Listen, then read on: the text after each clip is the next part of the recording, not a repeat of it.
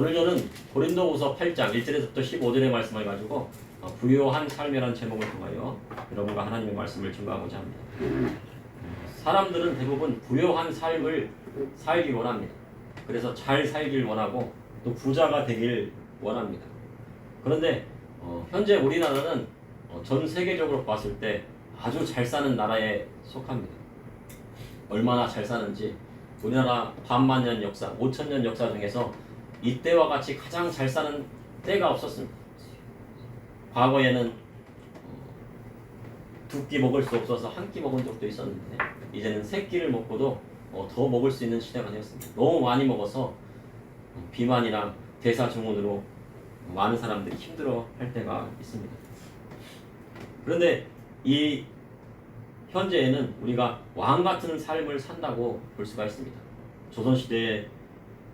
조선시대에는 왕들이 여름에 얼음을 먹고 싶어서 동빙고나 소빙고를 만들어 놓고 얼음 창고에서 왕이나 귀족들이 그 얼음을 꺼내 먹었다고 합니다. 그런데 현재 우리나라는 대부분의 집들이 다 냉장고가 있습니다. 큰 냉장고든 작은 냉장고든 냉장고가 2개 있는 집도 있습니다. 김치 냉장고 하나 아니면 일반 냉장고도 있고 또 요즘은 또 얼음 냉장고도 있고 또 그다음에 얼음과 그리고 냉동실과 냉장실과 그다음 김치 냉장고도 따로 있는 것입니다. 그리고 각 가정마다 세대마다 차가 한 대씩은 있습니다. 좋은 차든 안 좋은 차든 차가 있습니다. 그래서 과거에는 왕들이나 고위 관직에 있던 사람들만 말을 탈 수가 있었습니다. 그런데 현재는 각 가정마다 차가 한 대씩 있습니다. 그것도 16마력, 그래서 말이 16대가 끌 수 있는 그런 힘을 갖고 있는 차를 갖고 있는 겁니다. 그러니까 한 집에 그냥 16마리의 말을 갖고 있다고 볼 수 있습니다. 그리고 해외여행에 가고 싶으면 돈만 주면 비행기를 타고 일본도 갈 수 있고 전 세계 여행을 갈 수가 있습니다. 또 그리고 전 세계에 있는 모든 뉴스들을 동시에 한 시간에 다 볼 수가 있습니다. 저기에 있는 칠레에서 일어난 일이라든가 여러 가지 미국에서 일어난 일도 그 실시간으로 볼 수가 있는 시간이 되었습니다. 그리고 사람들이 전화기를 한 대씩 갖고 있습니다. 그래서 사람과 통화를 하고 싶으면 언제든지 통화할 수 있고 이야기를 나누고 싶으면 형제끼리도 통화를 할 수가 있습니다. 그러나 이러한 모든 것들이 사람들은 빚으로 쌓은 바벨탑이라고 말하기도 합니다. 현재 중국은 1위에서부터 3위에 있는 중국의 부동산 업체들이 파산 위기에 놓여 있다고 합니다. 그리고 중국은 그 부동산이 얼마나 거품이 심한지 1억 채 정도가 비어 있다고 합니다. 그러니까 우리나라의 인구의 한 2배 정도가 들어갈 수 있는 하니까 1억 채니까요. 보통 한 가구가 산다고 한 4명이 살잖아요. 근데 그게 아니고요. 한 사람당에 하나씩 들어가도 1억 채가 된다는. 근데 그 1억 채가 비어 있다고 합니다. 그러니 파산 위기에 놓여 있는 것입니다. 커다란 부동산으로 이 중국의 어떤 그런 경제를 계속 살리고 있었는데 그 부동산 거품이 꺼지기 일보 직전입니다. 근데 그것이 우리나라에 어떤 영향을 미칠지에 대해서 사람들이 고민을 하고 있습니다. 그리고 미국의 은행은 올해 파산할 위기에 처해 있었습니다. 도미노 파산이 되려고 했었는데 미국 정부에서 그것을 막았었습니다. 그래서 정부에서 그 파산 나는 것을 다 변상해 주겠다고 하고 경제 위기를 모면했습니다. 그런데 우리나라는 이 가계부채가 OECD 국가 중에서 그 중개율이 1위를 하고 있다고 합니다. 그래서 100%를 넘어섰습니다. 그래서 가계부채 그리고 기업부채, 국가부채를 합치면 옛날에는 5천조라고 했는데요. 이제 6천조가 넘었다고. 그래서 난리가 났습니다. 그래서 갚을 수가 없는 빚이라고 볼 수가 있습니다. 언제 터질지 모르는 언제 터져도 터진다고 해도요. 터지겠구나라는 생각이 들 정도로 우리나라 경제도 어렵고 그리고 세계 대공황에 준하는 경제 위기가 올 것이라고 많은 전문가들이 말을 하고 있습니다. 옛날에는 그런 이야기를 하면 저 사람 이상한 사람이라 그랬는데 그런 이야기를 하면 그럴 수 있겠구나라는 생각을 지금 들고 있습니다. 그런데 그 경제 위기도 주기가 짧아지면서 계속 올 것이라는 겁니다. 옛날에는 20년마다 한 번씩 왔는데 이제 10년마다 한 번씩 오고 5년마다 한 번씩 오고 그렇게 된다고 하는 것입니다. 그래서 우리가 부유한 것 같지만 사실상은 어떻게 가난하게 살고 있는 것입니다. 빚더미 안아 살고 있는 것입니다. 그러니 빚이 없는 사람이면은 정말 잘 사는 거라고 볼 수가 있는 것입니다. 아, 나는 빚을 한 푼도 지지 않고 있어. 그러면 정말 부유하게 산다고 볼 수가 있습니다. 그런데 오늘 고린도후서 8장 9절에 보니 다 같이 합동하시겠습니다. 우리 주 예수 그리스도의 은혜를 너희가 알거니와 부유하신 이로써 너희를 위하여 가난하게 되심은 그의 가난함으로 말미암아 너희를 부유하게 하려 하심이라.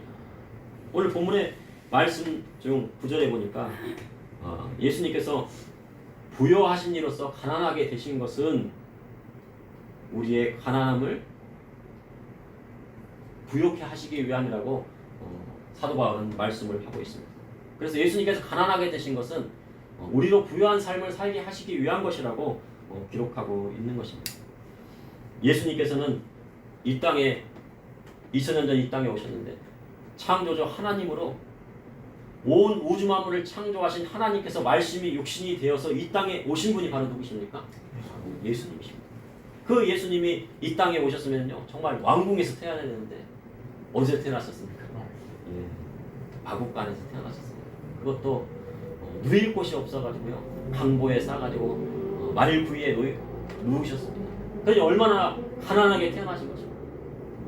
말구이에 누일 정도로요 그렇게 가난한 사람은 별로 없을 것입니다. 세상에서 찾으려고 해도 찾기 어렵습니다. 그런데 예수님께서는 말구이에 누이십니다. 그리고요 어머니에 대한 예수님의 어머니에 대한 마리아에 대한 내용들은 많이 나오지만 아버지 요셉에 대한 기록들은 찾아볼 수가 없어요. 그래서 제가 생각해보니까 왜 기록이 없을까 생각했는데 예수님께서는 아버지의 사랑을 많이 받지 못하셨을 것 같다는 생각이 들었습니다. 다윗도 어땠습니까? 다윗도요 말죄로 태어나갔고요 어디에 있는지도 모를 정도로요 아버지 이세가 어디에 있을 아버지 사랑을 많이 받지 못했어요. 그리고 시편에는 뭐라고 기록되어 있어요? 부모는 나를 버렸을지라도 하나님께서 나를 버리시지 않는다. 나를 사랑해 주시기 바랍니다. 그렇게 기록하고 있습니다. 그러니 예수님께서도요 아버지의 사랑을 많이 다윗의 자손 오신 예수님께서도 아버지의 사랑을 많이 받지 못했을 것 같습니다. 그리고 예수님께서는 공생애를 시작하시면서 3년 반 동안 하신 말씀이 뭐냐면요 여우도 굴이 있고 새도 둥지가 있는데 인자는 머리 둘 곳이 없다고 하셨어요. 그러니 뚜렷한 주거지가 없다는 것입니다. 우리 성도님 중에서 뚜렷한 주거지가 집이 없으신 분이 계십니까? 월세라도요 잠잘 곳은 있고요 고정적으로 자는 곳이 있어요. 그런데 예수님께서는요 고정적으로 자는 그런 곳이 없었다는 거예요. 그냥 어디에 가가지고 벽에만 베면은 주무셨다는 거예요. 그러니 예수님께서 어디서 주무셨다고요? 배에서요 풍랑이 막 일고 있는데 그 고물에서요 베개 하나 딱 베고 고물에서 주무셨대요. 근데 제자들이 어떻게 막 바람이 불고 폭풍이 막 몰아치는데 예수님 죽게 되었습니다. 왜 주무십니까? 일어나서 이거 어떻게 좀 해보십시오. 그때 예수님께서 뭐라고 하세요? 잔잔하고 바다를 부딪혔어요. 고요하고 잔잔한 하시면 잔잔해진 것입니다. 왜 그렇습니까? 예수님께서는 우주 만물을 창조하신 창조주 하나님이시기 때문입니다. 그런데도요 거처할 곳이 없었어요. 그래서 갈릴리에 가시면은 베드로의 장모가 있는 가버나움 센터에 선교센터에서요 거기서 주무시고 예루살렘 가시면 또 어디서 주무십니까? 베다니에 있는 나사로의 집에 가서 거처를 하셨어요. 그리고요 70명의 제자들을요 따로 파송하시면 각 마을로 보내시면서 뭐가 없었어요? 너를 무엇을 갖지 말라고 해요? 전대도 갖지 말고 배낭도 갖지 말고 신발도 갖지 말아라. 그러면 예수님께서는 전대가 있었을까요? 배낭이 있었을까요? 신발이 있었을까요? 세례요한은요 예수님의 신들매도 감당하지 못하겠다 했는데 예수님께 70명의 제자들에게 뭐를 갖지 말라고요? 전대, 배낭, 신발. 이 말씀대로 가라 하면요 예수님 신발도 없이 가셨을 수도 있다는 것입니다. 바리새인의 시몬의 집에 들어갔는데 여인이 자기 옥합을 깨뜨려 죄 지은 여인이요 옥합을 깨뜨려가지고 그 발을 어떻게 해요? 거기다 깨뜨려갖고 향기를 하고 그다음 자기 머리카락으로 싹 씻었어요. 그랬더니 야 가룟 유다는 뭐래 저거 팔면 돈을 많이 벌어갖고 저 가난한 사람들에게 해줄 수 있을 텐데. 그리고 또 다른 사람들은 뭐라고 그래요? 야, 저 여인 죄인인데 어떻게 죄인이 저렇게 눈물 뿌려서 그 발을 만드는데 가만히 계신가? 그랬더니 예수님께서 뭐라고 해요? 야, 너희들은 나 들어왔을 때 발 닦은 물이라도 줘봤니? 근데 이 여인은 뭐 향유 옥합을 깨뜨리고 그리고 눈물로 그 발을 적시고 그 다음에 머리카락으로 닦고 나의 장래를 위하여 십자가 지시는 것을 위하여 예비한 것이라고 주님 말씀하신 것입니다. 그리고 예수님께서는요, 옷이 몇 벌 갖고 계셨을까? 한 벌 갖고. 예, 제 생각도 같습니다. 왜냐하면요, 예수님께서 뭐라고 했어요? 두 벌. 예, 세례요한이 2벌 있으면 옷 없는 사람에게 주라 했고, 예수님께서 뭐예요? 겉옷을 달라면 무엇을 주라고요? 속옷까지도 주라 라고 하셨어요. 그러니까요, 예수님은요, 한 벌 갖고. 근데 정말로 예수님께서는요, 다 주고 가셨어요. 노아 병정들이 마지막에 뭐까지 빼앗아 갑니까? 옷도 빼앗아 가고 속옷까지도 다 나눠가지고 제비뽑아가지고 나눠가지고. 그런 예수님께서는요, 이 땅에 오셔서 가난한 자가 되셨어요. 왜 가난하게 되셨습니까? 아담의 불순종으로 인하여 사람들의 죄악으로 인하여 이 땅에 저주받았어요. 영혼의 저주가 오고 환경의 저주가 오고 육체의 저주가 오게 되었어요. 사람들은요 돈을 벌고 싶어도 막 끝이 없어요. 갈급해요. 부자가 막 돈을 버는데 나는 10억 있으니까 10억 있으면 네, 근데 10억 갖고 있으면 뭐 갖고 싶어요? 100억 갖고 싶어요. 100억 갖고 싶으면 얼마 갖고 싶어요? 1000억 갖고 싶어요. 1000억 갖고 싶으면 얼마 갖고 싶어요? 1조 갖고 싶어요. 근데 채워도 채워지지 않는 것이 뭡니까? 욕심이에요. 탐욕의 마음이에요.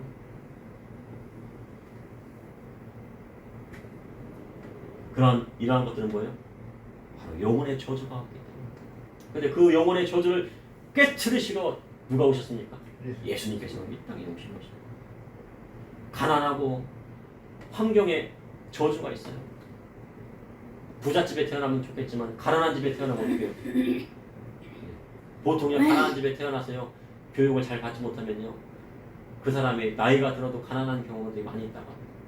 근데 그 가난의 저주가 깨어지지가 않아요. 쉽지 않아요. 그 질병의 저주도 있어요. 유전적으로 내려오는 질병이 있습니다. 그것을 끊고 싶은데 끊어지지가 않아요. 그런데요 예수님께서는 어떻게 해요? 예수님께 십자가 달려 돌아가시면서 무슨 저주가 영혼의 저주가 깨어지고 환경의 저주가 깨어지고 육체의 저주가 깨어지고 질병이 낫게 되는 놀라운 기적의 역사들이 일어났다는 것입니다. 그래서 예수님께서 뭐라고 해요?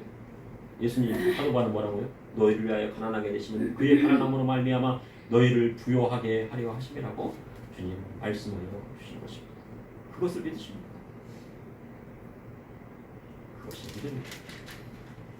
오늘 고린도후서 8장 1절에 보면은 형제들아 하나님께서 마게도냐 교회들에게 주신 은혜를 우리가 너희에게 알리노니 환난의 많은 시련 가운데도 그들의 넘치는 기쁨과 극심한 가난이 그들에게 풍성한 연벌을 넘치도록 하게 하였느니라. 형제들아 하나님께서 마게도냐 교회들에게 마게도냐 교회는요 어느 교회냐면은 바로 빌립보 교회 그리고 베레아에 있는 교회 그다음 데살로니가 교회예요. 그런데요 여기 편지하고 있는 교회는 어떤 교회입니까? 사도 바울이 어디에 편지하고 고린도후서는 어디에 편지했습니까? 고린도. 네, 고린도 교회에게 편지한 거예요. 왜 편지했냐면요. 야 마게도냐에 있는 교회들을 좀 배워라. 고린도 교회는요 아주 부자들만 모여있는 부자 교회예요.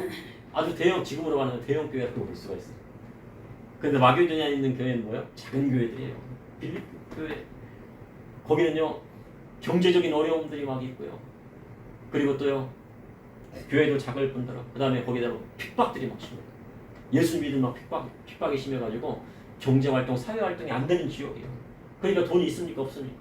없죠. 그리고 데살로니가는요 지어진 지 3개월밖에 안 된 교회예요. 초신자들만 있는 교회예요. 그런데 그들은 뭐예요?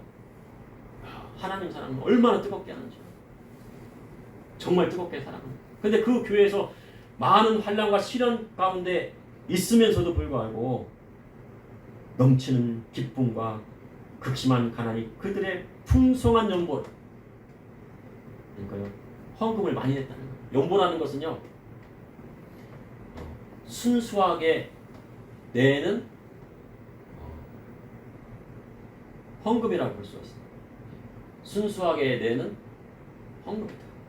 그런데 이 헌금을 넘치도록 하게 했는데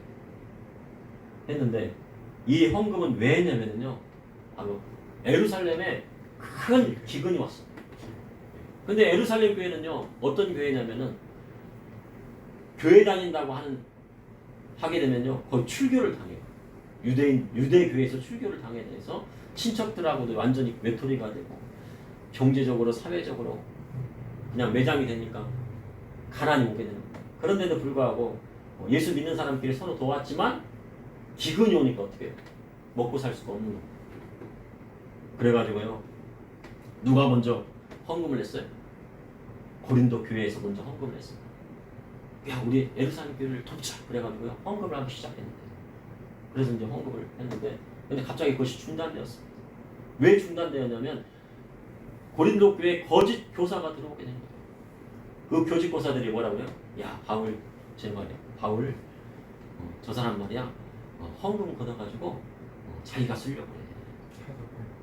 뒷주머니 찼어. 그런 거예요. 자기가 탔어. 자기 옷 사고 뭐 먹고 자고 입고 뭐 자기 집 사고 하는데 다 썼어. 그런 겁니다. 근데 사도 바울이 그런 분입니까? 고린도 교회에 있을 때요, 어떤 분이었냐면요, 이 고린도 교회에 있으면서요, 고린도 교회 부자들이 많으니까 내가 그들에게 신세를 지게 돼 그들이 먹을 것을 나에게 제공해주고 잠자리를 그들이 제공해주고 나에게 쓸 것을 그들이 제공해 준다고 하면 그들이 회개하지 않을 것 같으니까 뭐를 했습니까? 사도 바울이 장막 짓는 일을 했어요. 낮에는 장막 짓는 일을 하고 밤에는 가서 어떻게 해요? 교회 가지고 기도하고 또 그리고 말씀 전하고 주일날 되면 하나님 말씀 전하고 열심히 세상에 가서 일하고요. 그리고 자기 쓸 것을 야, 너희들 나를 위해서 헌금할 필요 없어. 하나님한테 하면 예물 하나님 앞에 드리고 내 쓸 것은 내가 다 알아서 할 거니까 너희들은 회개해야 돼. 부자라고 높아진다고 으쓱대지 마. 낮아지는 것을 겸손한 마음을 갖고 가난한 자라도 없다고 그렇게 기죽지 마. 하나님께서 하나님의 자녀잖아. 왜 기죽고 있어? 그렇게 얘기했던 거예요. 그것을 누구한테 얘기했습니까? 바로 기도를 통해서요, 다시 권하게 된 것인 거죠. 내가 증언하느니 그들이 힘대로 할 뿐 아니라 힘에 지나도록 차원하여 이 은혜와 성도 섬기는 일에 참여함에 대하여 우리에게 간절히 구하니. 힘에 지나도록 자원해서 했다고. 헌금은요, 그냥 하는 것이 아니에요. 자원해서 하는 거예요. 내가 드리기 싫으면 어떻게 해요? 드리지 말아야 돼요. 기쁨으로 드려야지 하나님께서 받으시고 그것이 연락되는 헌금이 되지. 아유, 이거 드릴까 말까. 그러면 하나님께서 받으시지 않는 것입니다. 우리가 바라던 것뿐만 아니라 그들이 먼저 자신을 죽게 드리고 또 하나님의 뜻을 따라 우리에게 주었도다 하는 것입니다. 그런데 그것을 고린도 교회가 배워라 하는 것입니다. 그래서요, 디도를 권해서요, 그래서 이미 너희 가운데 시작하였다고 얘기합니다. 디도가요, 이제 디도를 보내가지고 이제 헌금을 해라, 연보를 하게 해라. 지금으로 말하면 뭐입니까? 구제 헌금을 하라고 합니다. 가난한 성도들을 구제하기 위해서 구제 헌금을 해라. 그래가지고 이 디도를 권하여 구제 헌금을 시작되었어요. 그런데 무엇과 무엇으로 하라겠습니까? 고린도 후서 8장 7절의 말씀을 다 같이 하시겠습니다. 오직 너희는 믿음과 말과 지식과 모든 간절함과 우리를 사랑하는 이 모든 일에 풍성한 같이 이 은혜에도 풍성하게 할지니라. 8절 또 하시겠습니다. 내가 명령으로 하는 말이 아니요 오직 다른 이들이 간절함을 가지고 너희의 사랑의 진실함을 증명하고자 하느니라. 믿음과 말과 지식과 모든 간절함, 우리를 사랑하는 이 모든 일에 풍성함과 같이 이 은혜에도 풍성하게 할지니라. 우리 교회도요, 어떤 적이 있었습니까? 지하 교회에 있을 때요, 물이 찼어요. 물이 몇 번 찼냐면 2번 찼어요. 첫 번째는 아침에 새벽에 가보니까 물이 한강 차갖고요, 여기까지 했어요.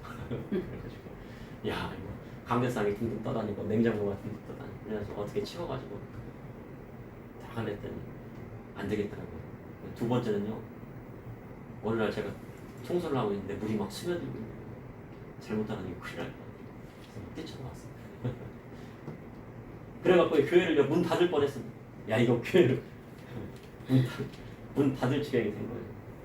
그런데 어떻게 했습니까? 우리 담임 목사님 기도하시고 그 주위에서 도와주시는 분들이 많이 계시더라고요. 이것저것 도와주셔가지고 하나님의 은혜를 어떻게 지하에서 2층으로 가는 놀라운 기적의 역사를 보게 된 거예요. 하나님의 은혜입니다. 그런데 그 은혜를 받았으니 어떻게 됩니까? 갚아야죠. 그래서 이번에 수해가 났다고 하더라고요. 전국적으로 막 이번에 비가 많이 왔잖아. 태풍도. 그래갖고요. 물에 빠진 교회들이 많이 있었다고 그래요. 그래서 수해가 난 교회들이 있다. 그래서 우리 작은 교회지만 그래도 담임 목사님이 또 그 교회를 가만 놔두면 안 된다. 도와야 된다. 그러자고요. 도왔습니다. 그러니까 하나님의 은혜예요. 근데 도울 수 있다는 것이 하나님의 은혜인 거예요. 어떤 자가 된 거예요? 베푸는 자, 부유한 자가 된 거예요. 우리가 옛날에는 가난한 교회였는데 이제는 무슨 교회가 됐습니까? 베풀고 이제 남을 돕는 교회가 됐어요. 근데 우리가 가끔 설교할 때 그렇게 설교합니다. 예수님 믿으면 부자 됩니다. 예수님 믿으면 부자 돼요. 그러면 세상 사람이 뭐라고요? 나보다 더 부자야. 내가 더 부자인데. 나는 벤츠 타고 다니고 나는 저기 막 기업체가 몇 개 되고 있어. 그럼 나를 믿어. 내 주먹을 믿고 내 돈을 믿어. 그럴 거 아닙니까? 근데 여기서요. 예수님 믿으면 부자 된다는 것이야. 부자 될 수 있죠. 부자 될 수 있어요. 부자는요 소유의 개념이에요. 우리가 아무리 소유해야 돼요. 해도요. 아무리 소유해도 그 마음이 풍족하지 않으면요 불행한 거예요. 아무리 부자라도요 집에 들어갔더니 막 아내가 그냥 바가지 막 긁고요. 막 그러면 광야에 나가고 싶어요. 잠언에 그렇게 써 있잖아요. 솔로몬 가사는 넉넉지 않아도요. 넉넉지 않아도 어떻습니까? 하나님을 예배할 수 있으면 기쁜 것이고. 아멘. 그리고 부하여서요. 그 마음이 불행한 사람보다는 훨씬 나은 거예요. 그래서 부자는요 소유의 개념, 소유의 어떤 개념인 거예요. 사람은 아무리 소유하고 소유하죠. 북한에 있는 김정은 어떻습니까? 북한에 있는 많은 사람들을 막 착취하고요. 북한에 있는 금 막 다 자기 거라고 하고요.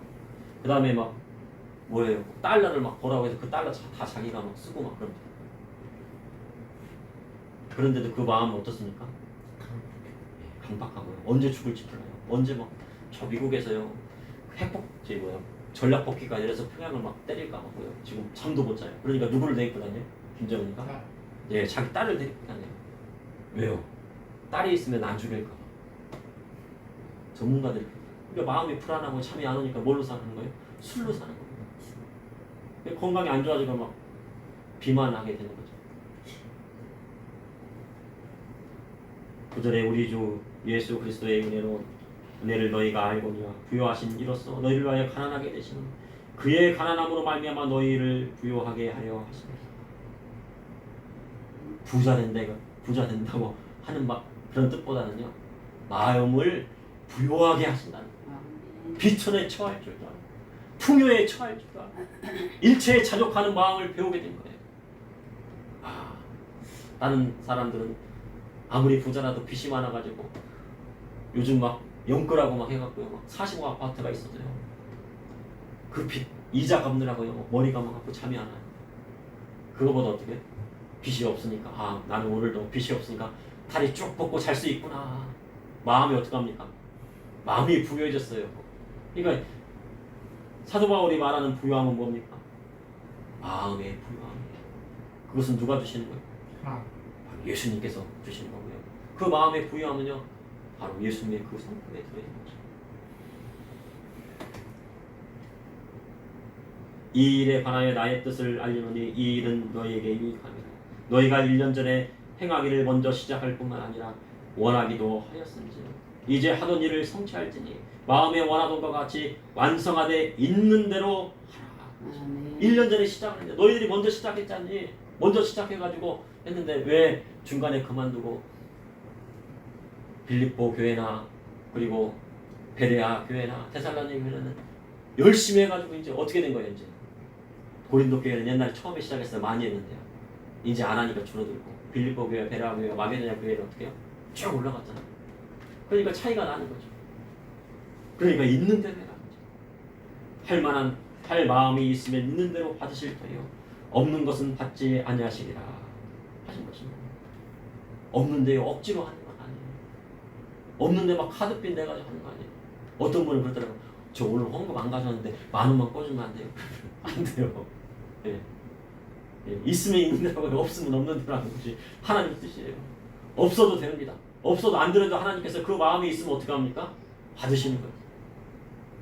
빚져가지고 헌금하면 하나님께서 받으시는 거 아니에요. 이는 다른 사람들은 평안하게 하고 너희는 공고하게 하라는 것이 아니요 균등하게 하려 하는 것이니 이제 너희의 넉넉한 것으로 그들의 부족한 것을 보충하면 후에 그들의 넉넉한 것으로 너희에게 부족한 것을 보충하여 균등하게 하려 하니라. 여기서 보니 균등하게 하는 거잖아요. 부자도 남지 않고 가난한 사람도 부족하지 않고 균등한 거예요. 근데 이 균등한 것은 무슨 이론이에요? 사회주의 이론이에요. 칼 마르크스가요. 예, 공산주의 이론을 했는데요. 그는요 독일에서 태어나가지고요 7남매 중에요 셋째로 태어났어요. 그리고 그는요 교회 다니는 기독교 집안에서 태어났어요. 그러니까 어려서부터 뭐를 읽었습니까? 구약 성경과 신약 성경을 다 읽었다는 거예요. 유대인이지만 기독교인이니까. 근데 이 말씀을 다 보면은 야 균등하게 하잖아요. 부족함도 없고 넉넉함도 없고 그래서 다 맞춰. 너희들이 빨리 이제 더 해가지고 마게도냐 교회처럼 이렇게 균등하게 되어라. 그런데요 프랑스나 독일이나 독일 같은 경우에서는요 이 사회주의 사상이 들어가고요 소련도 사회주의 사상이 들어갔어요. 근데 영국에는요 사회주의 사상이나 공산주의가 들어가지 않았어요. 칼 마르크스의 이론이요 거기 다 들어가려고 하니까 어떻게 해요? 거기 영국의 교회에서요 뭐를 하고 있었습니까? 가난한 자를 위해서요 구제원금을 해가지고 자선담배를 해가지고 어려운 사람들을 막 도와주고 있어요. 사회주의자들이요 공산주의자들이 걷어가지고 국가에 해야 된다 그러는데 누가 그 일을 누가 하고 있었습니까? 구제원금을 해가지고 교회가 하고 있었어요. 그러니까 야 우리 교회가 다 하고 있는데 너희 공산주의가 무슨 필요가 있어? 사회주의가 왜 필요 있어? 그런 거예요. 교회에 할 일을 하지 않았기 때문에 뭐가 들어온 거예요? 사회주의, 공산주의가 들어왔어요. 교회가 할 일을 제대로 하면요 사회주의나 공산주의가요 들어올 이유가 없습니다.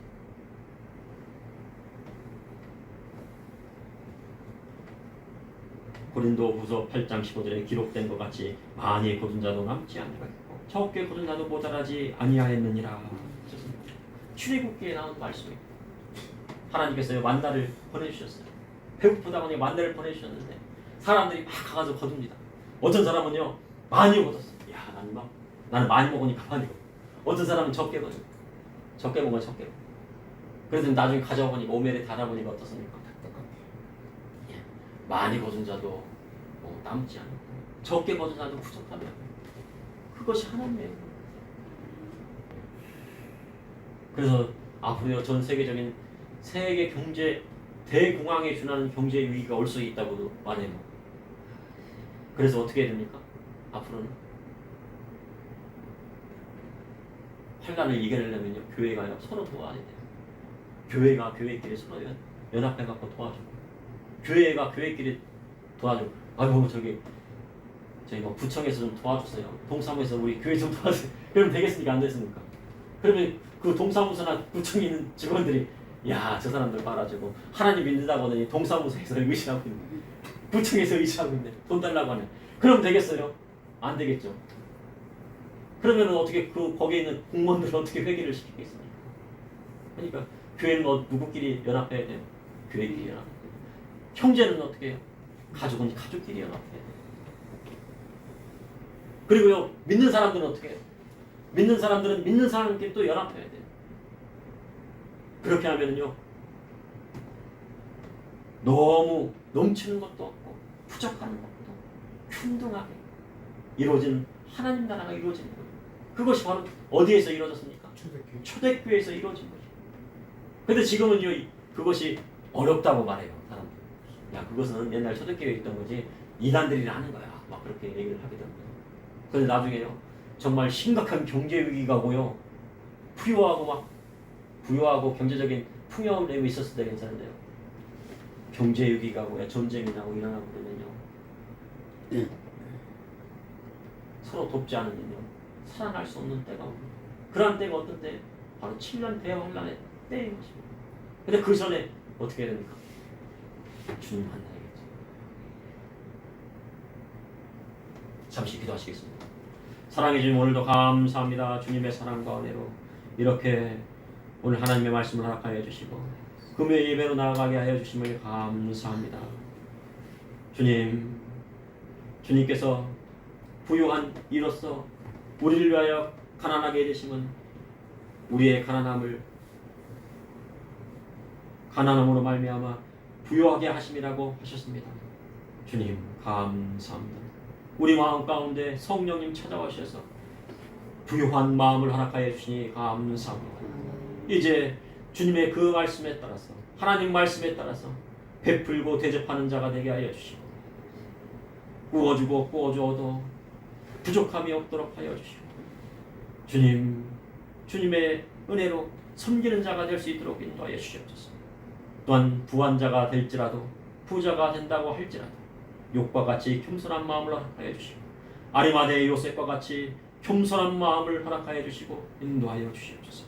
예수님의 이름으로 기도합니다.